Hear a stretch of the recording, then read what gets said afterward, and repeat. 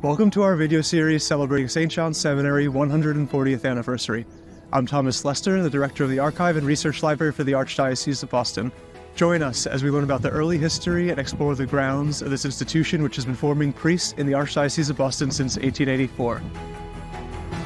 We'll include an exclusive look at some of the interior, including the beautiful chapel and places not often accessible to the public, including the Cardinal Suite and Bell Tower. The Boston Mission, and from 1808 the Diocese of Boston, struggled to service all the Catholics in an area that covered all of New England. Priests would travel outside of Boston on foot, by horse, by train, by boat, any way they could to reach Catholics in remote settlements around the region. While the numbers of priests were bolstered by those from abroad and some converts, unless the diocese could figure out a way to train priests born in the United States, they would never meet the growing demand. For instance, in 1825, when Bishop Fenwick was installed as the second bishop of Boston, he claimed there were 7,000 Catholics in the city, 7,000 Catholics scattered throughout the region, and to minister to those, he only had 9 churches and 3 priests in addition to himself. The archive has many examples of distant Catholic communities writing the bishop, clamoring for a permanent priest to be sent to them and reside among them.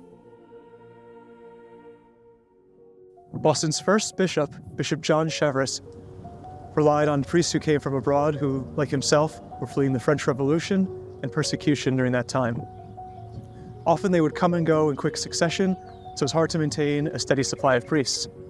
He wrote to Rome in 1817, telling them that the diocese wanted for nothing except more priests. It was just he and Father Francis Matignon, our 2 founding priests, who had to serve all of the Catholics in New England. Things changed later that year, though, when Dennis Ryan became the first priest ordained in the diocese. He was trained by Bishop Cheverus at the cathedral, and that would continue over his successors, and they called it the Holy Cross Seminary, accepting usually 4 students at a time. A more formal seminary education was still desired, though, and more priests were always needed. So the diocese over the years approached the Society of St. Sulpice and the Society of Jesus, pleading with them to send priests here to found a more formal seminary and train priests born in the United States. In 1823, the diocese made its own attempt. A Jesuit convert, Father Virgil Barber, founded a seminary at his mission in Claremont, New Hampshire, but it was only open for several months at a time. Bishop Fitzpatrick, Bishop Fenwick's successor, also tried to found a seminary in his Catholic Utopia in Benedictine, Maine, but its rural location was not well suited to the purpose. He could not find faculty or students to go, and it never opened up to students. In May of 1880, Bishop John Williams of Boston finally took concrete steps towards establishing a seminary in the now Archdiocese of Boston. He purchased the ground we're standing on right now, the 26-acre Stanwood Estate in Brighton.